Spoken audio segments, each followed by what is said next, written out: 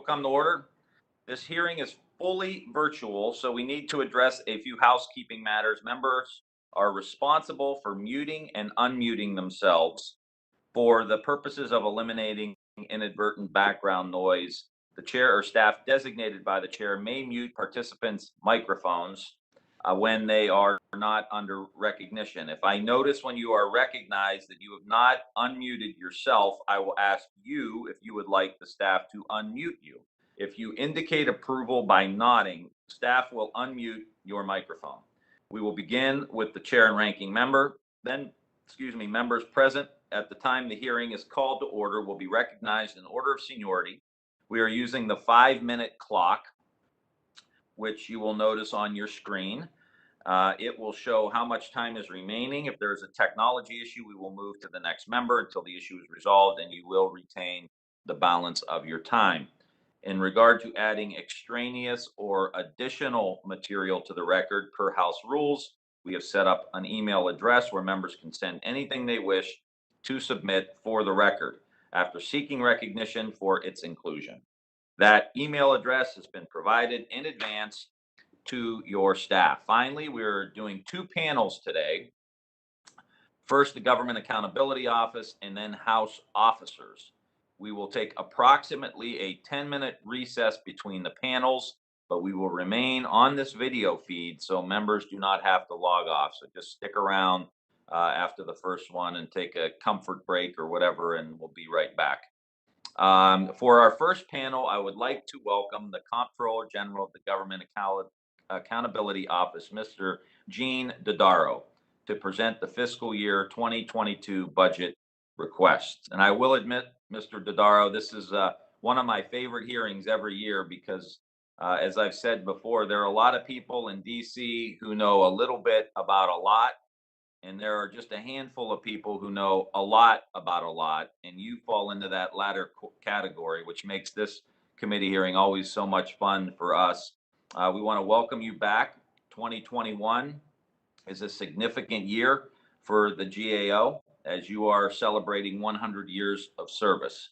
The subcommittee has great admiration for GAO's work in ferreting out misconduct and finding ways to save billions of dollars with timely, public, fact-based, nonpartisan recommendations to improve federal agency operations and save taxpayers billions of dollars. We especially appreciate your neutral independence in facing difficult budget questions. Most recently, GAO has been evaluating the $2.6 trillion in COVID-19 funding and making recommendations about how to improve its effectiveness in dealing with public health issues and the economy. I understand that GAO estimates that it will initiate 175 to 200 COVID-19 actions over the next 5 years, and that the benefits resulting from your work leads to program and operational governmental improvements. Your work is invaluable to getting the taxpayer the most from their tax dollars.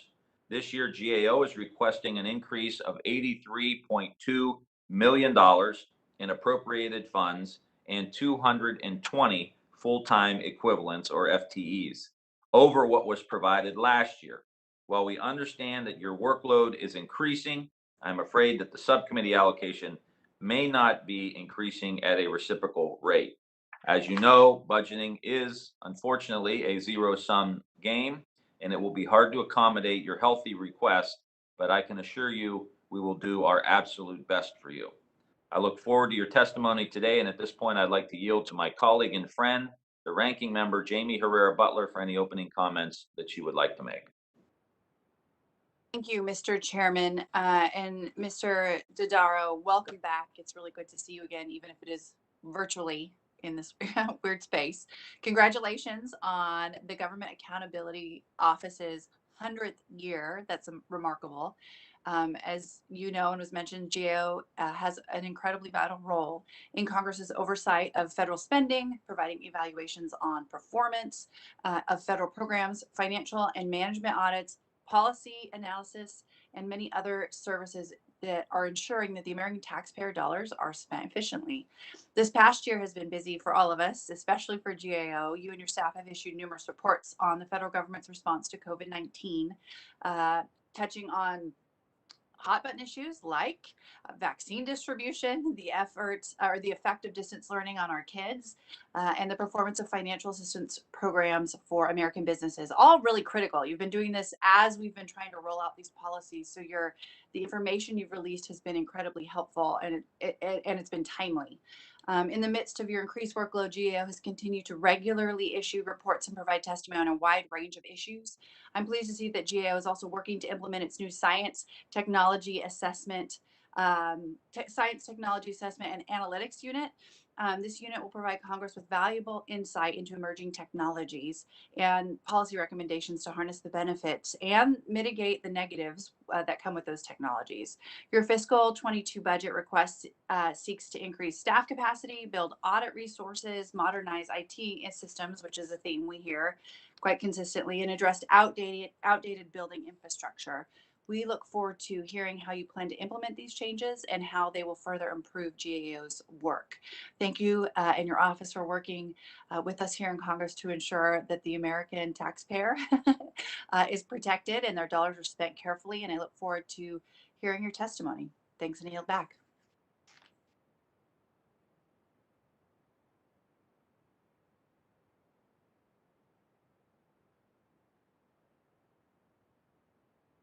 Move to the question and answer period. You may please begin. The floor is yours. Thank you very much, Mr. Chairman. Good morning to you, Ranking Member Herrera Butler, and all members of the subcommittee. I first want to thank you for your continued support to GAO. It's been absolutely instrumental, even under the pandemic, which we've been able to navigate. We've successfully had a good, strong performance this past year. Our recommendations led to over $77 billion in financial benefits. That keeps our average return on the investment for you and the taxpayers at $165 back for every dollar invested in GAO. We also had over 1,300 of our recommendations implemented to enhance public safety and security, to help protect vulnerable populations, and a wide range of programmatic and operational improvements throughout the federal government. As both of you have mentioned in your opening statements, we were able to do real-time auditing and step up and meet our responsibilities under the coronavirus legislation. We've been giving monthly briefings to a range of congressional committees, issuing bi-monthly public reports. We've made over 40 recommendations for midterm course corrections. Mr. Herrera Butler mentioned the vaccine distribution and communication plan, which we recommended last fall, how to protect and fill gaps in the medical supply chain, get more complete information on testing, have a national testing strategy, and a wide range of recommendations to focus on transparency and accountability issues over the largest federal rescue in American history. We also this year released our biannual report at the beginning of each new Congress on high-risk areas across the federal government. There are 36 areas on the list. We took one off this year because it made improvements, which is in defense support infrastructure area. We added two new areas. One is the federal efforts to prevent, respond to, and recover from drug misuse. From 2002 to 2019, over 800,000 Americans died from a drug overdose. The period from May 19 to May 20 had the largest recorded annual increase in American history of 80,000 people. We need a better national strategy. We need better coordination. We need a wide range of efforts in order to deal with this national crisis. We also added the emergency loan program under the pandemic. While it's been a lifeline and effective for many small businesses throughout the community, it's been incredibly poorly managed. And we didn't meet the transparency and accountability goals over either the PPP program or the economic injury disaster loan program as well. The efforts to increase our staff with our budget requests would help us in dealing with enhancing our science and technology work, our cybersecurity work, the important work that we're doing in healthcare expenditures. If we're going to get the federal deficit and debt under control, we need to make sure that we control healthcare spending. That's one of the critical drivers in that area, and also to increase our support in the areas regarding our general counsel capabilities to continue to provide advice to the Congress on it, exercising fully its power of the purse, and to make sure that we safeguard Congress's prerogatives. So I thank you for your attention this morning. I know you'll give careful consideration to our requests, and I look forward to answering your questions. Thank you very much. Thank you, sir. Appreciate it. We're going to proceed to the question and answers, and I'm going to begin with the ranking member, the distinguished gentle lady from Washington State, Ms. Herrera Butler. Thank you, Mr. Chairman. Mr. Dodaro, man, every time when you go through that whole list, my mind just goes into several different places. Cost of controlling, how we control healthcare spending and get the debt under control. And there's so many different things that are critical. I actually wanted to ask you about example. So both intelligence oversight by the GAO and how that's going, because I know there have been challenges. It's not as easy for you to get that information. And then making sure that audits are being filled or the recommendations are being taken up in a timely manner. GAO reports its 4-year implementation rate of recommendations by federal agencies was 77% in 2020, but the implementation rate after 2 years was just 51%. So increasing responsiveness of agency implementation is absolutely critical. And so I would like you to speak to that. Let me also ask in that question about a GA report from about 4 years ago that has to do with the police board, and it didn't seem like a super in-depth report. I guess I should say it didn't seem to be unearthing new information, but it was really just trying to apply best practices and incorporate transparency and accountability. In light of the uptake of recommendations by agencies, is it possible for you to, I know this is kind of, you weren't prepared for this. Is it possible to speak to whether that has had any implementation or any of the things have been done? First, with regard to the intelligence community, our work there continues. We've had, like we've had with a lot of classified work during the pandemic, we've not able to keep that apace. So it's really not been a good year to test whether we're getting continued increasing. So it's going the wrong direction. Well, it was just a consequence of the pandemic. It wasn't because of lack of cooperation. We just couldn't put our people, and they weren't putting their people in harm's way until we could figure out how to do classified work in a safe environment. We figured that out now. We're starting back up. We expect cooperation. I've already outreached to the new director of DNI, and it's Avril Haynes, and I plan to talk to her to elicit her cooperation. So far, it's going well. I'll report back if we're having any problems. I expect cooperation, and I expect we'll be able to continue to do our work in that area. Now, with regard to getting our recommendations implemented, I send priority letters to the head of all major departments and agencies every year outlining open GAO recommendations. And I will be following up with all our new leaders as they are confirmed by the Congress. I've already had a discussion with Secretary Mayorkas at Homeland Security, and as people will get confirmed and in place, I'll have conversations with them. Those letters are made publicly available, and the Congress gets copies of those letters as well, so they can follow up. Now, this past year, Congress also passed legislation that requires every agency, as they put forward their budget submissions every year, to include all GAO open recommendations and what they're planning to do to implement them. So that's transparent to the Congress. That's only occurred last year, was the first year that started. So this budget submission this year will be the second year. And we're hopeful, and Congress intended that that would give more attention to implementing our recommendations fast. Now, with regard to the Capitol Police Board, I'll ask our Chief Operating Officer, Kate Sigerud, to respond to our prior work and recommendations. I'm recused from the current work we're doing right now. One of my son-in-laws is a Capitol Hill policeman, and so Kate Sigerud's been handling that work.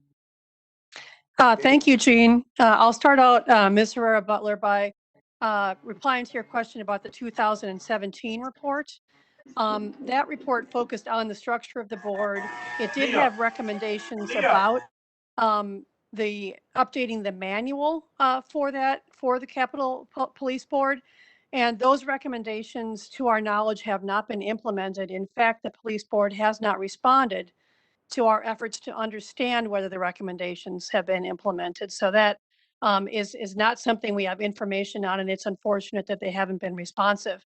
That report also outlined a number of options for the Congress to consider if it wanted to make some changes to the decision-making and transparency of the police board, including some that could be made under current authorities and others where the statutes might have to be changed in order to accomplish that. Thank you. Miss Kate. Thank you, Chairman Ryan. I really appreciate it. Thank you. You got it. Ms. Clark. Also, Ms. Clark, before you go, evidently my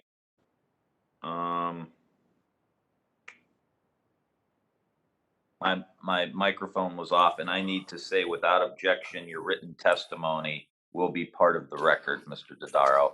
So a little housekeeping. Ms. Clark, you have the floor. Thank you so much, Mr. Chairman, and thank you, Comptroller Dodaro, for being with us today. We really appreciate it, and we appreciate your work and your celebration of 100 years of fact-based work, which is music to all of our ears. I'd like to take a minute to ask about your capacity to fulfill report requests made by Congress. In your budget requests, you state that you were able to fill 90% of the requests you get from standing committees. I'm sorry. You state that GAO received requests for work from 90% of the standing committees, and you were able to fulfill 586 reports.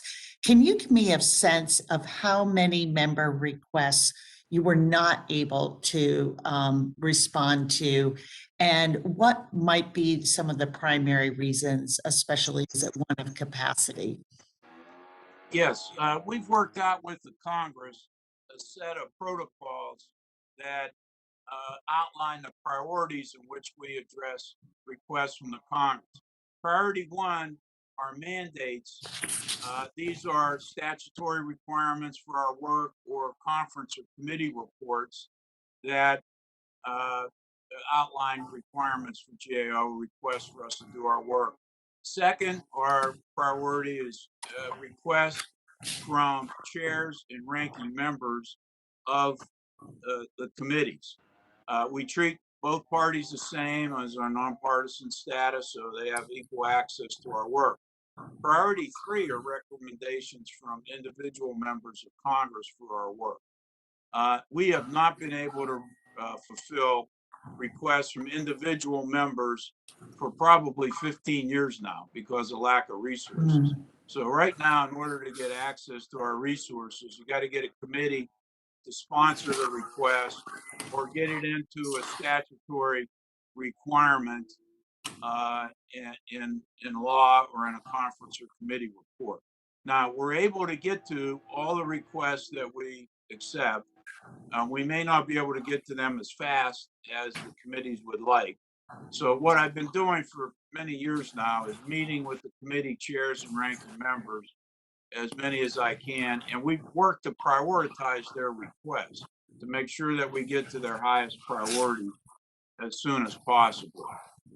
One of the reasons I asked for additional resources is so we can get to more requests and we can get to many of them faster if we have additional resources available at GAO. So that would help us be responsive. But we get to everything that's a priority from all the committees across the Congress as soon as possible.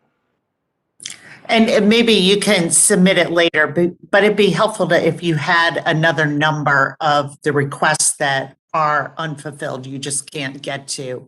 That would be great, just to give us an idea of the scope. Yeah, would be happy to submit that for the record.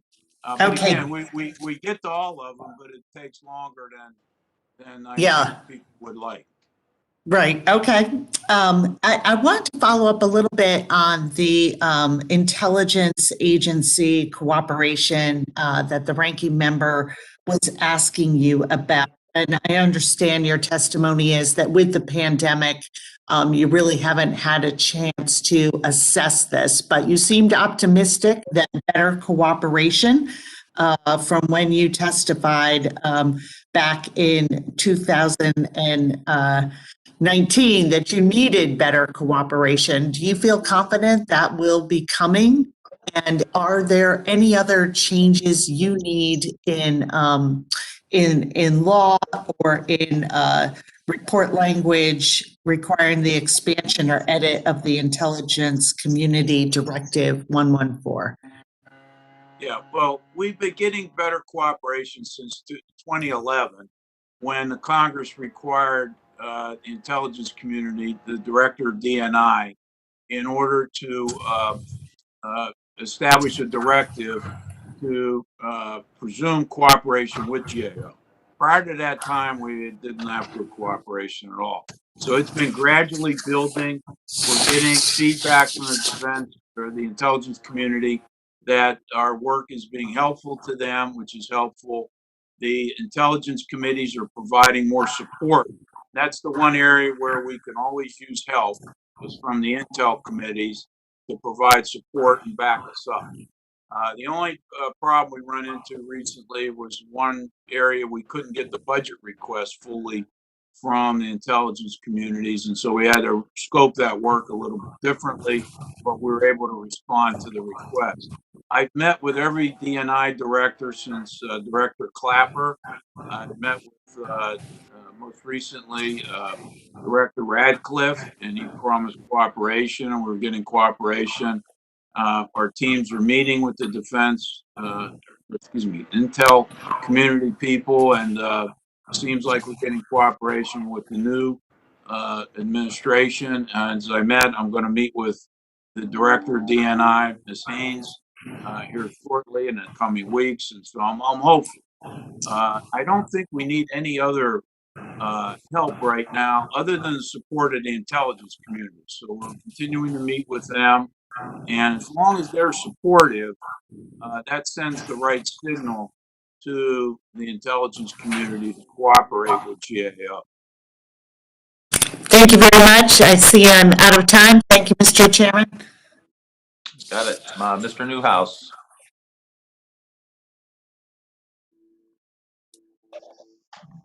Thank you, Mr. Chairman. Good morning, Mr. Dodaro. Pleasure to see you again. Good morning. Nice to see you. Thank you. Thanks for your testimony. You brought up the PPP and the EIDL loans, the programs that we've done many things to try to help businesses continue to survive during the pandemic. We've also done a lot of things in response to the working folks in the country as well. So I wanted to ask, since you brought up the topic of our appropriated funds to help prop up the economy. We did send a lot of federal dollars to states to help bolster their unemployment programs and benefits for those people that were put out of work because of government restrictions on small businesses. Several states, including my own home state of Washington, unfortunately, those programs were defrauded of hundreds of millions of dollars by foreign thieves. Those monies were meant to help those people most in need. So my question, as the Government Accounting Office, your title would indicate, first of all, do you have a role in ensuring that these dollars are spent as Congress intended? And if that's the case, can you tell me if you will be investigating these instances, such as happened in Washington, I believe California and Massachusetts? At least those are the states that I'm aware of. Can you tell me what will be taking place, or maybe if you've already done some work in this area, can you update me as far as what that looks like as well? Sure, I'll be happy to. First of all, I'm very concerned about the situation with unemployment insurance. One of the things that we've done since Congress gave additional resources to the inspector generals as well as GAO is to work to coordinate with the inspector generals across the government.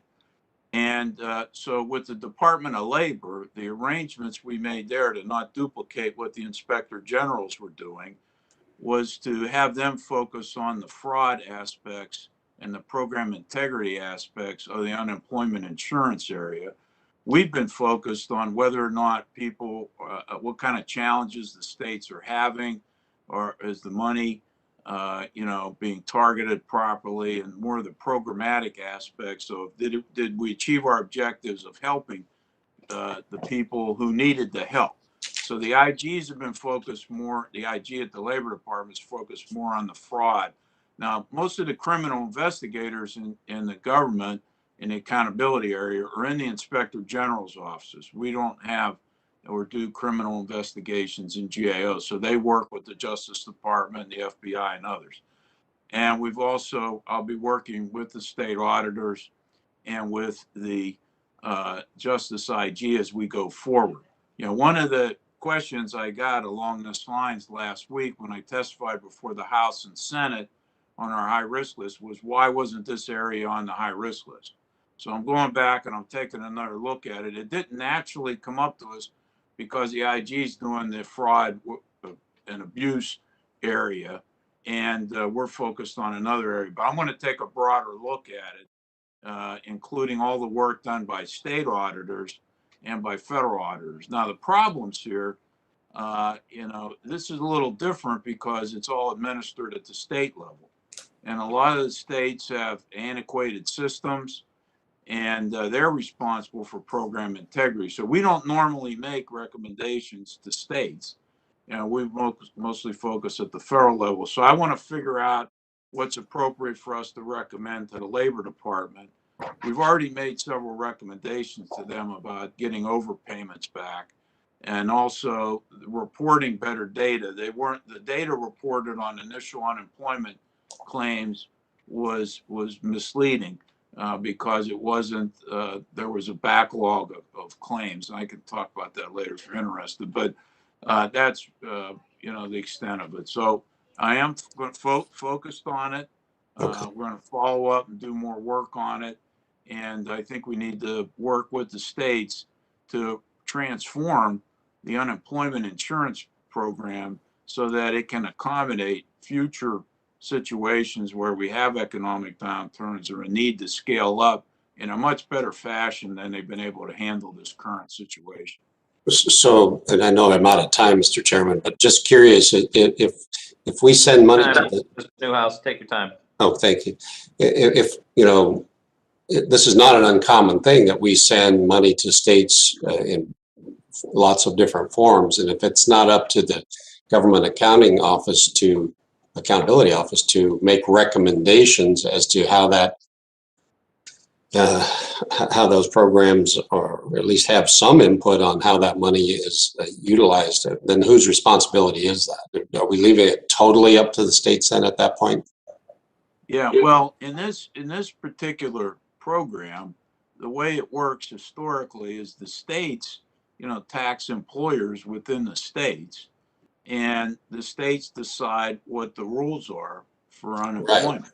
But this was And federal. so, These were federal well, dollars. yeah, but in this case, we added federal money, but it normally doesn't work that way, and unless there's some kind of an emergency. So it's a unique situation at this particular case, and I do think the federal government will. I'll be looking to make recommendations to the Labor Department to work with the states to reform these things, because labor has a role in making sure the states execute the programs properly. So we will be looking at it, Okay. to make sure and to get recommendations in place to make sure that the states are better prepared. The states have had to borrow over $40 billion here that they're going to have to pay back to the federal government later in order to pay the benefits that they're responsible for, in addition to the federal benefits. So the states have a lot of vested interest in making sure they have better systems too. And I think it's a matter of how to get a good intergovernmental partnership in place in order to produce a better result. I don't think anybody's happy with the outcome under the current situation, federal or state. And I'm not advocating this federal government always to be telling the states how to run their businesses, but in this kind of an instance, we certainly want to make sure that the aid is getting to the people that we intended it to. And it seems like we have a responsibility at least to have some input, and so I'm glad you're looking at what our options might be. So yeah, and there's also legislative options for Congress to mandate some things, and I think in the interest of getting money out earlier, the signal that was sent was to move quickly to get the money out and to not let a lot of barriers be put in place. Sometimes you need some speed bumps in order to make sure these things don't happen. And we'll be looking at that as well, Congressman. Good. Well, I think it's something we all are interested in. I appreciate very much your indulgence, Mr. Chairman. Thank you, and I yield back. Thanks for the good questions, Mr. Newhouse. Mr. Case. Thank you, Mr. Chair. Good morning, Mr. Dodaro. Good to see you again. Thank you very much for your team's incredible service throughout a very difficult time. We have had discussions in past years about assuring that the components of GAO that are focused on highly specialized, highly technical areas, for example, science and technology and cybersecurity, are adequately resourced within GAO so that GAO can provide not only world-class objective views to Congress, but also so that it is not reliant on external sources for that expertise. And we have discussed in past Congresses how there was some concern that we were relying too much on the administration, the executive branch, for that expertise and/or external sources. And so along these lines, are you comfortable that you have the resources to recruit and retain the highest quality folks to provide us independent objective advice, especially in these really highly specialized areas? I think your past testimony has been yes, that folks do want to work for the GAO, and that's great news. But I just sometimes people want to work for an organization, but they simply can't for whatever reason, financial or otherwise. Are you comfortable that you have access to that level of expertise? Yes, we've continued to build our capacity in that area, Congressman Case. Last year, when we started out in 19, we had 70 people in that area. We now have 104 people. We're recruiting additional people, We're hoping to get to 120 people this year. We've been able to bring on new hires that have expertise in a wide range of fields like microbiology, quantum mechanics, public health, chemical engineering, aerospace engineering. So I'm very pleased with our progress. Even during the pandemic, we've continued to hire and build the capacity in that area. The request for next year would be to get us to 140 people in that specialized science, technology, and analytics team, which was the original plan I submitted to the Congress in 2019. So I'm hopeful that we'll get enough additional support to make that target. But we are proving that we can hire. We hired our first chief data scientist. We've established an innovation lab. So I'm very pleased. We have had the ability to hire a lot of people. In the cybersecurity area, we've hired like 30 experts there too. About 90% of all these people we're hiring are staying with GAO. We're able to retain them. So I feel confident that we're able to build that capacity, and with additional support from the Congress, we'll achieve the goals necessary to fully support the Congress. We've never had a situation where we haven't responded to a request from the Congress in the science, technology, and analytics area. Okay, thank you. And then, you in your opening statement, you cited $78 billion, I think it was, worth of financial benefits resulting from your reviews and assessments. I mean, can you generalize as to whether there are kind of common areas where you have identified areas for improvement and for financial savings? What are some of the thematic areas that you tend to see results a little bit more? Yeah, well, it's not surprisingly, it's where the biggest amount of money is, which is in the healthcare area and the Defense Department area. Weapon systems, there's often a lot of problems with cost growth and schedule delays, and we end up getting less capabilities than we plan for. So we try to target those things early to alert the Congress to where maybe technology is not mature, it's not ready to go into production yet. In the healthcare area, I think there's a wide range of options in that area, but it's really across government. Now, the other area, Congressman Case, is the revenue side of government. This includes revenue too. We've made recommendations to the Congress. Most recently, we suggested to the Congress that they move up the dates of when the W-2s are sent to IRS. Previously, they weren't sent till April and sometimes later by the employers, so they weren't available to IRS in processing returns in the January-February timeframe. That led to a lot of identity theft. Now they're able to match it with the filed returns, and so billions of dollars have been stopped, and we're collecting more money in the revenue side of things too. So it's really those, I think, are the critical areas. I'd ask my colleague Kate Sigru if she has any other recommendations, but I want to emphasize our savings go across the board. I mean, there's all aspects of the federal government. Those are the ones that have the highest dollars, so they're going to have a tendency to have more opportunities for savings. Kate? Well, Gene, it's always hard to follow you. I think you got the main points in that I would have made. With regard to savings, I do want to point out that we do also receive a fair number of requests that are focused a little bit differently than just on efficiency and savings, more like things like consumer protection and safety and issues like that, where we need to focus our resources in areas that are important to the Congress and important to the American people, but may not produce a savings to the taxpayer. Thank you. Thank you very much.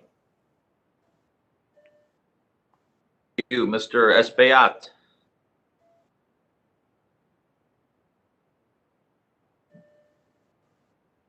Thank you, Mr. Chairman. Yes, thank you to the presenters. My question is to Controller Dorado. in the past, the GAO has had a backlog of study requests from Congress, meaning some requests have often been put off or put on the back burner. Do you know what your current backlog is? I'd ask Ms. Sigaroud to respond to that. I don't really know what the number is offhand. Kate? I'm sorry, Jean, I was trying to respond to a question from the hearing administrator to improve your video, which is stuck. So if you could Oh, repeat the okay. question for me, I'd appreciate it. It was what the number of backlog requests are. I don't have a good number for that, but I would like to get that to you for the record. Our approach overall is to prioritize requests that we receive in law or from ranking members and chairs of committees of jurisdiction. So those tend to get the highest priority and get resources first among our teams. There are teams that are a bit oversubscribed in GAO, and I would mention in particular our healthcare team, given the COVID-19 work that we've been asked to do. What I'd like to do is get you a more precise answer for the record on that issue. Thank you. Is your budget request seeking to address the backlog? Yes, it is. Absolutely. Absolutely. Yes. Okay. Now, during the 116th Congress, the Committee on Modernization provided an array of recommendations. Could you tell me how your budget reflects modernization efforts recommended by the committee? Well, the committee request, from my understanding, would go to the inner workings of the Congress. So that wouldn't involve GAO. We're an independent organization. So we work with that committee actually at Congressman Newhouse's request last year. He suggests, so we've lended our technical expertise to the Modernization Committee. I got you. Their recommendations are not that, yeah, okay. Gene, this is Kate. I might just add that that committee did focus on trying to improve overall IT services within the Congress, and we've occasionally also been asked within GAO to consult on that topic. Thank you, Mr. Chairman. I yield back my time. Mr. Espaillat. Mr. Amadei here. I'll give him an opportunity. All right, thank you, Mr. Espaillat. Mr. Dodaro, several of these issues are very interesting to me. You talked about the unemployment insurance. Boy, we had a hell of a time in Ohio with unemployment insurance, people getting their checks. I know you touched on a little bit of the backlog and transforming unemployment insurance throughout the states. Some of us are pushing a proposal to have almost like, as unemployment goes up, almost have an automatic UI, push money out into the economy. And, you think about ideas like that without the proper technology or a process in place, it'd be nearly impossible. So can you talk with what I know you talked about coordinating with the IG and the fraud piece, but can you dive a little deeper into the backlog and inefficiencies in some of the state UI systems? Yes, I'd be happy to. I'd also point out, Mr. Chairman, that we have an open matter recommendation for the Congress to put a system in place that would provide additional assistance in a more timely way for Medicaid during times of high unemployment, that would target it earlier, phase it in and phase it out selectively rather than nationally. And it was similar to the concept that you mentioned on unemployment insurance. That's why I bring that up. On the unemployment insurance area, from my understanding, a number of these systems that the states have are decades old. They're antiquated and they need to be modernized. And this was an issue. At least one senator called me before the original CARES Act and asked about how they could target better to make sure that people wouldn't get more money on their unemployment than they would have gotten before. So I looked into this a little bit informally, And the state systems weren't able to do that. So we ended up having to just give the flat amount to everybody because that would have thrown everything into turmoil. Now, in another case, we made a recommendation in some of the areas that they gave everybody the minimum amount of some of the additional federal assistance, and they were supposed to go back later and then give them the amount that they were supposed to. And in some cases, they haven't done that yet. So, while we've talked a little bit or a lot about fraud part of it, there are some people that didn't get the full benefits that they were legitimately entitled to. And we made recommendations that be addressed. That's been one of the focuses of the GAO standpoint. So this is a big technology issue. It's also, a question of what the balance would be between the federal government and the state, of who designs how unemployment's provided within the states. I mean, there's a wide range of state decisions now about who gets unemployment, who does it on a regular basis, and how much they receive. But they clearly, if the federal government wants to use them on a more regular basis during economic downturns or other emergencies, we need to have a better system in place, and I'm happy to work on that. Jean, if I could just add, this is Kate Sigerud speaking. Yeah. There are grants that are made to states to try to improve their IT and replace legacy systems. Part of our work going forward is to look at the use of those grants and whether there's something that could be done to improve that program. Yeah, that's just was the frustrating part because a lot of constituents call our congressional office, even though there was a federal benefit, but the state was administering the program. And I think, like many issues that are facing the country, the pandemic exposed them in a very, very big way, whether it's the digital divide or access to healthcare or public health issues. um, you know, uh, kind of the offshoring of all of our PPE, those kind of things. But the most heartbreaking one of the whole thing really was the people who weren't able to get their unemployment insurance in the middle of a pandemic. So part of what we have to do as the leaders of Congress is to make sure that we are better prepared, and the institutions and areas of government are ready to be modernized, so that next time this happens, we're in a much, much better place. Mr. Dodaro, we've had this conversation before, and every time we talk, the issue of healthcare costs come up as a significant part of the budget, that kind of squeeze out a lot of other investments that we need to make. And we've had the conversation too around prevention and using food as medicine and those kind of things. Can you give us a little bit of information on some of the information that you may have on the modernizing of our healthcare system and our food system to help point us in the right direction? Yes, I mean there's definitely, as you point out, the pandemic has sort of stressed a lot of different systems and kind of laid bare their frailties. And it's certainly very true in the public healthcare system, both in terms of the lack of the decentralized nature of it, the lack of investment over time.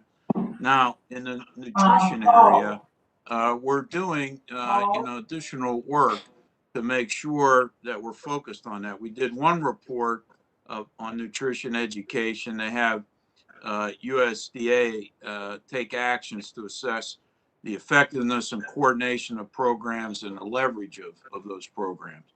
But now we're taking a deeper dive into the relation between people's diets and the chronic diseases. And preliminarily, it's showing that the chronic diseases are prevalent, are costly, and among the leading cause of death. And there's more than 170 diet-related efforts across 21 federal agencies and departments to deal with this problem, to deal with people at risk of chronic diseases.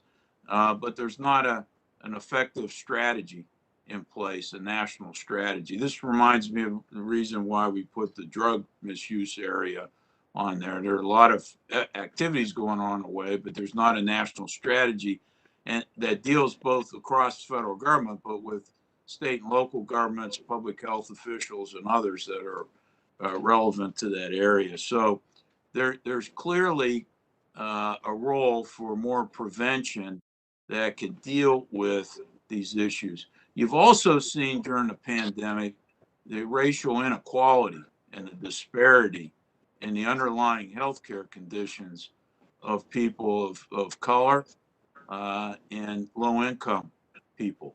And they've been disproportionately affected, but it's largely because of the underlying conditions that they have that haven't been dealt with effectively over time. So we've got a lot of inequality. There's opportunities for a greater role for prevention and education and earlier treatment, Congressman. So, and this needs to be done because the costs are going up in healthcare, not just because we're aging as a population. They're going up because the cost per person every year keeps going up in addition to that. And while people are living longer lives, that's not true for everybody. And so there's a lot of issues that need to be dealt with here to make sure that the money that we're putting in, it's not for lack of funding, but we're not getting the high quality results we need out of the system. Have you looked at all? My time is coming to an end here. Have you looked at all at one of the dynamics in the country that drive me crazy is that how our system is set up with our schools, our K through 12 schools, and how much money we spend on feeding our kids breakfast and lunch, sometimes a snack after school, which is entirely appropriate that we'd want to make sure our kids have food. But I question the food that they're being fed, very highly processed, lots of sugar, additive sugar. And when you look at a lot of the schools have 60, 70, 80, 90% of the kids in the school are Medicaid. And so we cover them on the Medicaid healthcare plan. And over time, one of the diseases, chronic diseases you mentioned was type 2 diabetes. So, I mean, and you wonder why the taxpayer is insane about how the government spends money. So we buy a bunch of bad food, feed it to our kids, cover them with health care. They get diabetes. We make sure they have access to health care. And then the taxpayer pays for that too, as opposed to creating a system where we actually feed them the kind of food that would prevent that from happening, prevent chronic disease, reverse chronic disease potentially with some people, and start trying to bend that cost curve a little bit. Have you looked into anything like that at all? And if not, I may have another assignment for you. Sure. No, we've in the past, we've looked at some of the nutrition standards for the school lunch program in place. I know there were some changes during the Obama administration to move in the direction that you're talking about, and there's been some recent changes. We'll go back and look at what we've already done, but I think I'd be happy to take on another assignment in this area. You know, when you talk about your children, I see, Mr. Herrera Butler has her small child with her today. I'm waiting for my 8th grandchild to be born. So that's gonna happen. So I'm very interested in making sure that our children are properly taken care of. And in fact, I did a special study a few years ago. There's no advocacy for children across the board. There are a lot of these different programs in place, but there's no national strategy to look at children holistically at federal government level. I made a recommendation to the administration to put that under a cross-cutting priority initiative, but they never have. So I think it's a shame, and we ought to be focused more on that. But I'd be happy to look at the nutrition issue in schools that you talk about. Yeah, I'd appreciate that. So we'll circle back with the staff to get moving on that. I know we already have a healthcare research project that's that you guys are working on for us with the Tufts University and Dr. Hunt, who are interested in that. So then that's the whole thing. There's a whole move afoot in the country that's not made its way out into broader society around using food as medicine, and really using and seeing diet as prevention, and that kind of thing. So anyway, I'm going to open it up for one last question. If anybody has something for the good of the order, Ms. Herrera Butler, Ms. Clark, I see you still here, or anyone else. All right. We are good. Good. Kath? Can I ask one quick question, Mr. Chairman? Absolutely. I just wanted to comment. I recently saw the issue of deep fakes has been in the news, posing safety and security risks. And on the GAO's website is a report on science and technology spotlight on deep fakes. I wasn't aware you produce these kinds of reports. And is this part of your effort to enhance your science and tech portfolio? Yes, it is. Those science and technology spotlights we've produced 12 of them in the past year out of the science, technology, and assessment analytics group on deep fakes, CRISPR gene editing technology. We did several on coronavirus, both in testing, infectious disease modeling. We've done deep works on that. So yes, it's part of our effort on in the nuclear area. We've done them too. We'll continue to do those. Those are to meet a specific need that was identified in the Congress for quick explainers about the technology. So they're 2 pages. They're meant to be produced quickly. They outline what the technology is, what some of the benefits of the technology are, what's the status of the development of the technology, and what are some of the challenges and policy implications of the technology. And then we do more deep analysis, like on 5G. We've done 2 reports on artificial intelligence and how it could be used to more rapidly get drug developments done, and also in medical diagnostics. We're looking at the forensic algorithms for law enforcement, the DNA and other testing. And we're also going to be coming up with a framework for evaluating artificial intelligence algorithms, because we have to make sure there's no bias in artificial intelligence, and that the data that goes into it's high quality, and actually the algorithm produces a good result. So we're doing all these things in this new team. This is one of my highest priorities. It's been that way during my entire tenure. I've been building the capacity here.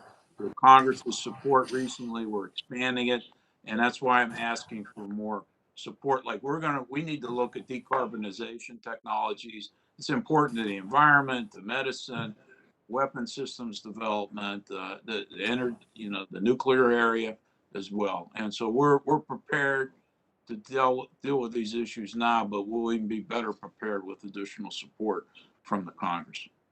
Thank you for that. They're terrific resources. We appreciate it. Thank you. So I got one last question, Gene. You're talking about the issues around carbon capture and that. What's the latest that you're seeing technology-wise with carbon capture? We've done an earlier piece on that subject, which I'll provide to your staff, Congressman, that basically talked about it being in a rather incipient, early stage, and that it wasn't commercially viable yet to produce on a wide scale. But that's something we did maybe 2-3 years ago. So we're going to take another look at the technologies now. That's on our plans to be able to do that. Okay, great. Well, I can't thank you enough, Mr. Dodaro, and Kate. Thank you for your time today. And like I said, I always love this. I wish we could just have a nice long dinner like every couple of weeks, and we can just ask you questions. So we may have to do that off the record with the committee. But best of luck with the new grandbaby and your family and everything. It's great to have another Italian American baby in the world. So God bless you. Thanks for all your great work, and please let your team know how much we appreciate them and how much we rely on them, and we look forward to staying in close contact and interfacing with your office. So with that, we want to say thank you. This hearing will be in recess for 10 minutes as we switch panels. So I want to just make sure to advise the members to stay logged on, and we'll be back here in a few minutes. This particular hearing is adjourned.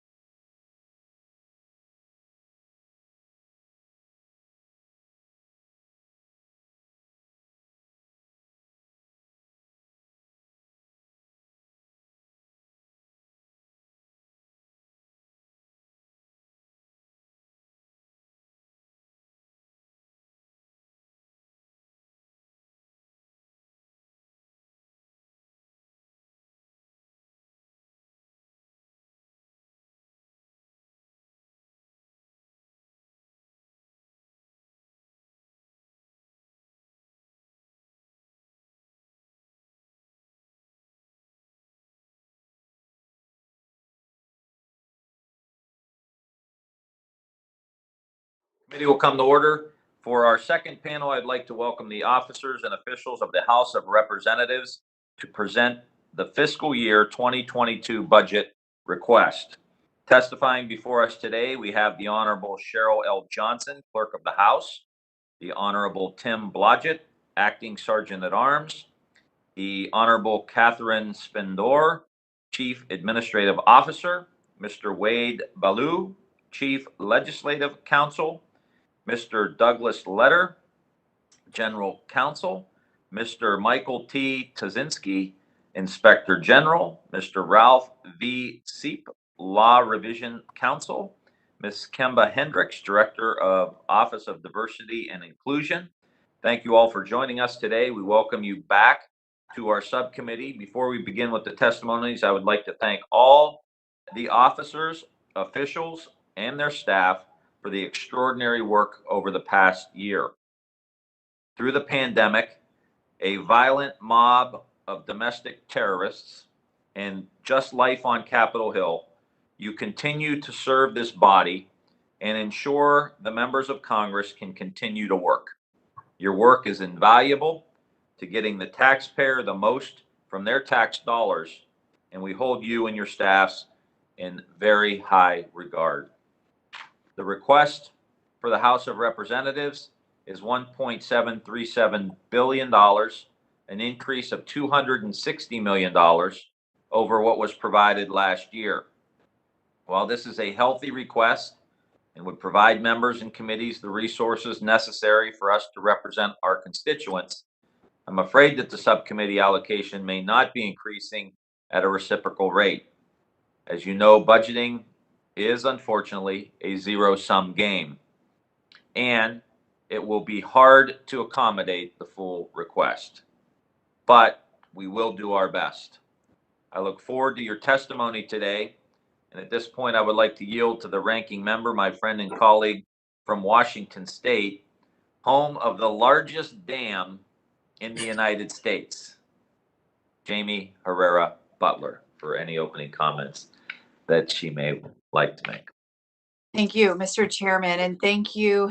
Welcome back to Ms. Johnson, our Clerk of the House, and welcome to our Acting Sergeant at Arms, Mr. Blodgett, and our new Chief Administrative Officer, Catherine Spindor. Congratulations on your new positions and your first budget testimony before this subcommittee. The House of Representatives has been challenged by the COVID-19 pandemic, and more recently with the assault on the Capitol on January 6th. Collectively, our House officers are working around the clock to ensure that the legislative process can continue to function and our staff have the resources they need to work from home or safely from the office. Your offices have shown ingenuity and flexibility to ensure the People's House continues its work throughout this past year, and I thank each of you for your hard work under very tough circumstances. As the committee reviews your budget request for FY22, I look forward to hearing more about the challenges you have overcome, as well as how you will continue to grow and adapt as we move forward. Thank you for that, and I will yield my time back to the gentleman whose home state has the world's largest basket. It's 7 stories tall and used to be an office building. We think it's vacant now. Thank you, and I yield back. Thank you. So without objection, all of the written testimonies will be made part of the record. As we have a large panel, I ask that the Clerk of the House, the Acting Sergeant at Arms and Chief Administrative Officer summarize their statements for the members of the committee. Ms. Johnson, we will begin with you, then Mr. Blodgett, and finally Ms. Spindor. Please begin. Good morning, Chairperson Ryan and Ranking Member Herrera Butler, members of the subcommittee. Thank you for your support and for the opportunity to testify about our operations and fiscal year 2022 budget requests. Since our previous appropriations hearing on March 3rd, 2020, we have witnessed an unprecedented challenge to the continuity of business in the U.S. House of Representatives. The Office of the Clerk has been deeply immersed in efforts to ensure that the critical functions of the House continued uninterrupted throughout an unfolding global pandemic.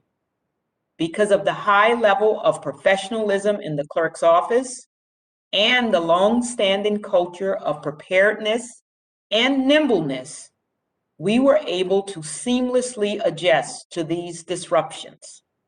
Regarding the pandemic, in just a few weeks, the clerk's office developed new systems to permit the electronic submission of legislation, additional co-sponsors, and congressional record inserts. At the risk of falling ill with the coronavirus, clerk staff worked daily to process more than 4,500 bills in the last year. Under the eHopper system, there has been a 157% increase in bills introduced during pro forma sessions. As a result, staff spend hours processing bills long after the House concludes its daily business. For example, the January 28 pro forma session yielded 155 introduced bills, of which all but 4 were introduced through the eHopper. Clerk staff worked more than 12 hours to process those bills. In addition, we have processed 7,909 proxy votes and made all proxy letters available to the Office of the Clerk's website. In addition to its myriad of responsibility in support of daily legislative operations, the clerk's office has nearly 200 duties related to the biennial transition from one Congress to the next. Those duties include everything from updating the electronic voting system to working with state election officials to collect and review certificates of election for every member, delegate, and resident commissioner. The ongoing pandemic made this year's preparedness especially challenging, but in the end, the Office of the Clerk ensured that on opening day, January 3rd, 2021, a new Congress could begin carrying out its constitutional mandate. On January 6th, the clerk's office and the parliamentarian worked with Senate officials on the official counting of electoral votes, which was completed despite the terrible challenges of that day. We appreciate the subcommittee's ongoing support for the operations of the Office of the Clerk. For fiscal year 2022, we respectfully request $35,857,000 to carry out our existing and new responsibilities to the House, of which 90% supports personnel salaries, training, and technology. The request is a net increase of roughly $4 million, or 12% above the fiscal year 2021 enacted funding level. A major component of that increase would support non-personnel items, primarily mandatory maintenance of the electronic voting system, the comparative print project, further development of the eHopper, and continued modernization of the legislative information management system. These projects are all critical to the flow of legislative operations. Working closely with our partners in the House, from quite literally living rooms and dining room tables, clerk staff have successfully supported the House through a remarkable time in history. They have done so while shouldering the personal impact of this pandemic by serving unexpectedly as school teachers and family caretakers. I am honored to work with such dedicated staff. Thank you again for your continued support. and I look forward to any questions.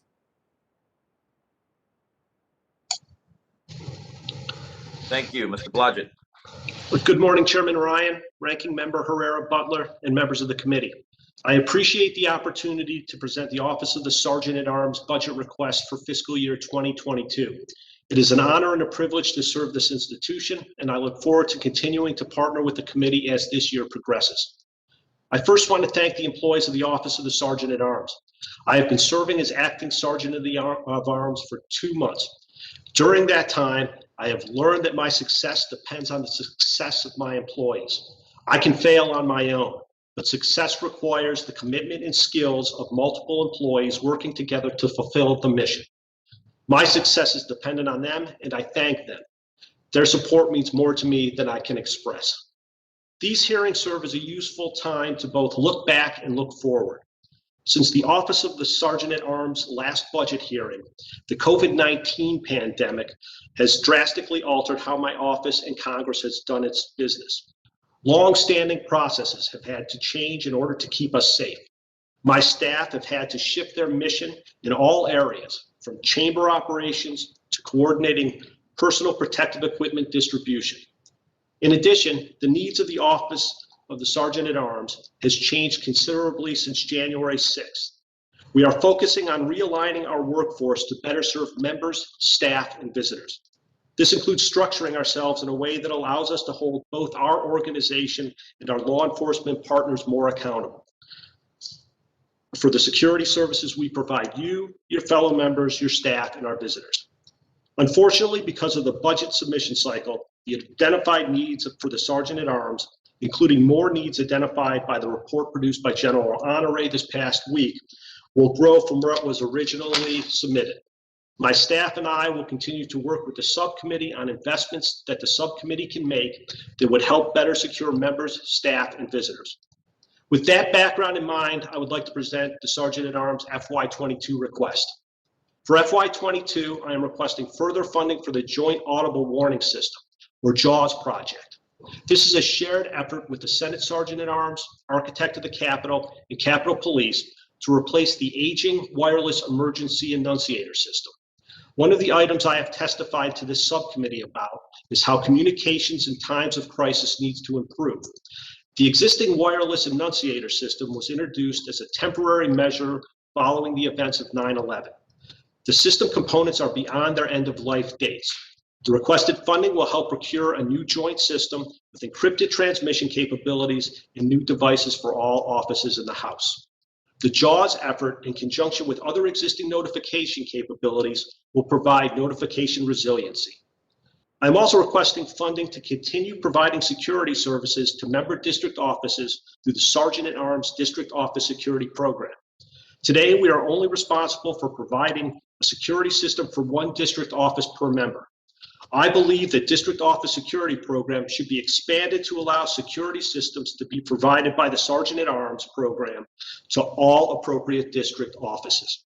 To date, the support of this committee and the Committee on House Administration, we have more than 450 active systems, with new systems coming online each month. While this is a measurable improvement from the beginning and is a positive sign, our work isn't done, and I believe that we can provide more for the district staff who play a critical role in the functioning of Congress. Therefore, I view the District Office Security Program as a necessary and basic investment in ensuring security. Employees of the Sergeant at Arms Office are our strongest asset. FY22, I am requesting funding for 2 new FTE. Within the Division of Police Services and Law Enforcement, an additional FTE would work on coordinating security installations and providing administrative support for the District Office Security Center.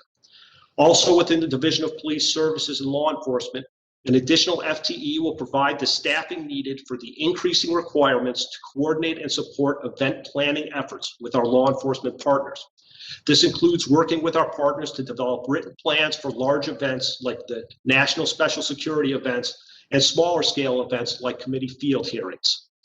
While this FTE request was provided in late fall, January 6th demonstrated a clear need for this role to both assist our office and to hold our law enforcement partners accountable for meaningful, documented planning efforts.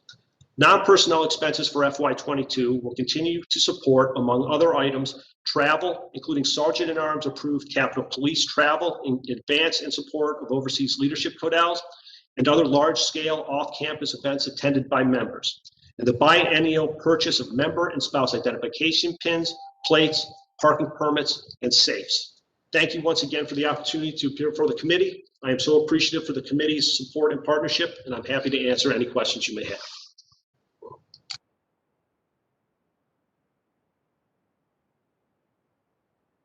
Ms. Findor?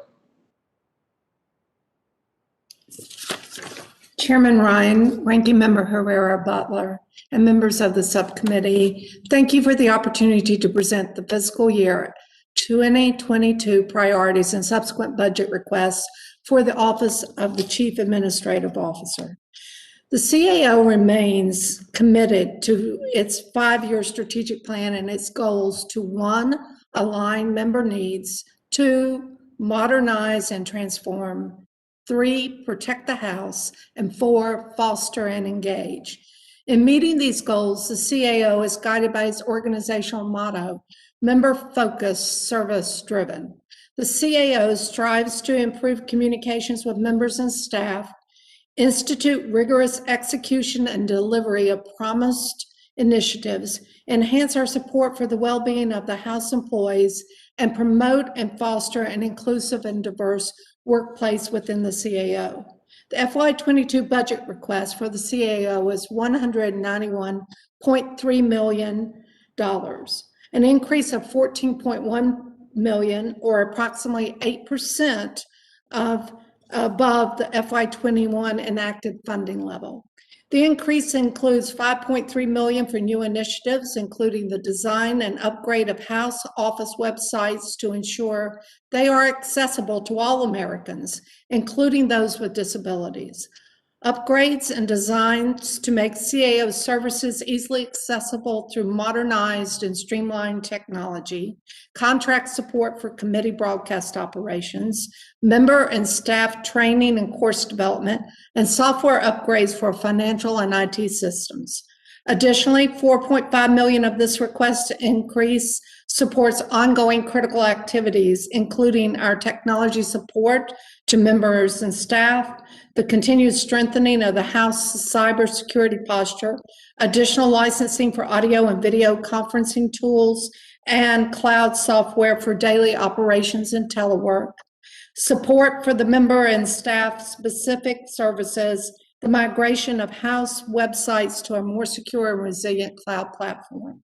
An increase of $862,000 allows our logistics and support staff to refurbish existing furniture and implement new furniture, and acquire software enhancements to streamline the House inventory processes, eliminating the need for member offices to conduct self-inventories, and reducing paperwork and the amount of time logistics and support staff spend in member offices. Cybersecurity remains a critical priority as an average of 6,000 House employees log into the House network remotely each day. In 2020 alone, the Office of Cybersecurity blocked 40.1 billion unauthorized scans, probes, and connections aimed at the House. To ensure and maintain a strong cybersecurity posture, our request includes funding for remote network surveillance and monitoring and related support. Our employee assistance team supports the health and well-being of members and staff and continues to be crucial as we navigate the COVID-19 pandemic and cope with trauma-related issues. The FY22 request also includes $280,000 for our House Wellness Center to fund in-person and online wellness courses on topics like mindfulness, nutrition, fitness, and stress management. The CAO continues to manage the delivery of workforce rights and responsibility education, cybersecurity, financial systems training, and support for mandatory ethics training. Our house-wide training program develops and delivers courses designed specifically for job roles within the member and committee offices. Our request includes $350,000 for expansion of this custom curriculum development. The personnel component of our FY22 budget includes $3.5 million, or a 4% increase in current funding for staff longevities and projected 2.6% cost of living adjustment. Before closing, I'd like to highlight the CAO's stewardship with the resources that we have opportunity to use. We decrease our budget request by a total of $5.8 million by eliminating obsolete equipment, software, and contracts. Thank you for your support, for the opportunity to present our FY22 budget requests, which directly supports each member of the People's House and the staff who support it. I look forward to answering any questions you may have. Thank you. Thank you for all of your remarks. We appreciate you. And we are going to go to the question and answer. I don't know if Chairwoman DeLauro is on. She is not. She is not. Okay. Ms. Herrera Butler.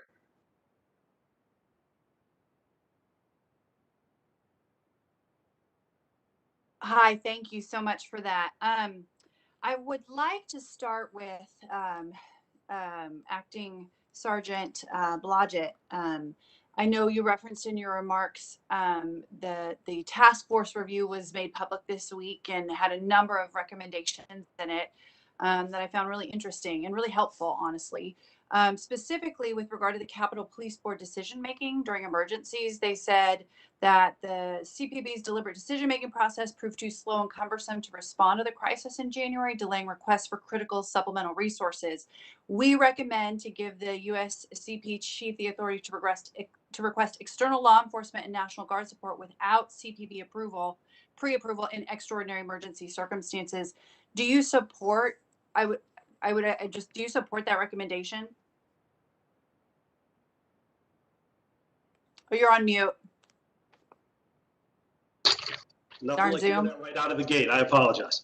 I think General Honore's report can start as it can be the starting point for a constructive dialogue on how to provide the chief, who is the day-to-day operational commander of the Capitol Police, the ability to utilize extra resources available, whether it's through mutual aid agreements or National Guard. I'm gonna just step in really quick because I don't have a lot of time. So Sure. Just specifically on that recommendation, do you support that recommendation? Yes, I support that we can find a mechanism to get the chief that authority. Yes. To get them the ability to make immediate requests for law enforcement and National Guard support without the pre-approval of the board in emergency circumstances. I think there's a mechanism to do that to provide enough of oversight to do that, to allow the chief to have that flexibility and capability. Well, obviously, I'm asking in large part because one of the things that has been a challenge is to figure out who did what and said what before, with regard to the National Guard, and then as the emergency was happening, who had the authority. And I think it's been it's been widely observed that the board really seemed to slow down the process, and or the former Sergeant at Arms. I mean, it's hard to understand who did what.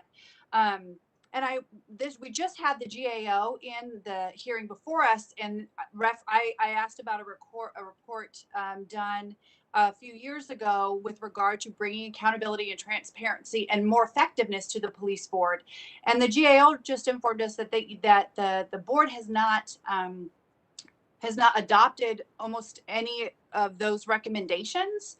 And I know you're somewhat new, to the role, but you've been there. Are you aware of this report, the GAO report? And is that something that you can assure us as we give you this new budget, that you're going to be implementing their recommendations, or at least asking for their assistance in getting to that goal? Ma'am, I am aware of that report. As you're aware, the dynamics on the board, the House, Senate, and the architect have play a role in how things are implemented. I know that Mr. Irving had been pushing to do that, and I will continue to push those that are to get the recommendations adopted by the board. To get it considered and those that we can get consensus to be adopted. Yes.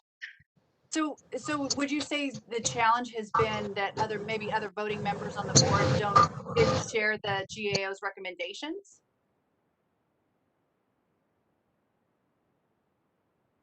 I think I'm sorry.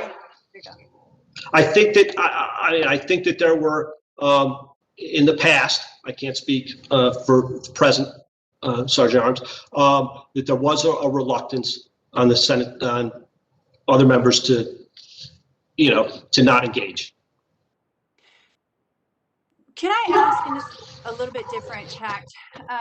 Because I'm trying to follow what is being said in the Senate and what's happening here, and just honestly, I'm trying to piece together who was in charge so that we can make changes so that we never go through what we went through again. And I don't mean me personally, I mean the US Capitol and the seat of our democracy.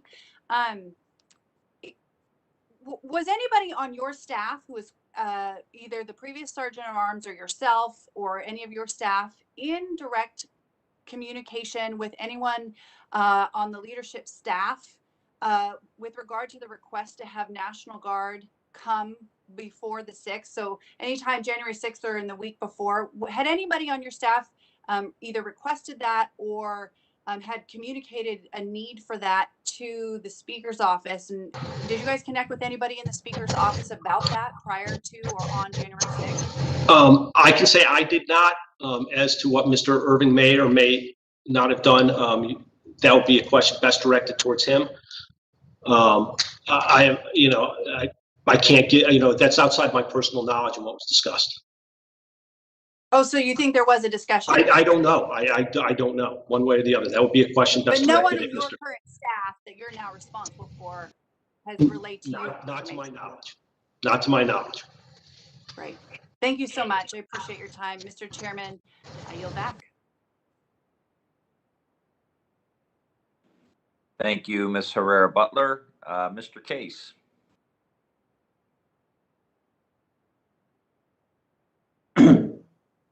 Thank you, Mr. Chair. Mr. Blodgett, going to the security of members back in their district, we have had discussions over the last couple of years about the obvious need to consider security for members from a non-physical office perspective, because basically members' security is required wherever they are. That's where their office is, and we've got members that are way out there in the public. It may not be as acute during COVID-19, but as COVID-19 recedes, we will be back into that environment. And as members go back to their districts, we don't hang in our offices. And so the question has been, how do we provide for a greater level of member security when we're not on Capitol grounds or not in our district offices? As I understand it, the practice has been that the Sergeant at Arms correctly asks local law enforcement to cooperate on that, but does not compensate local law enforcement for that.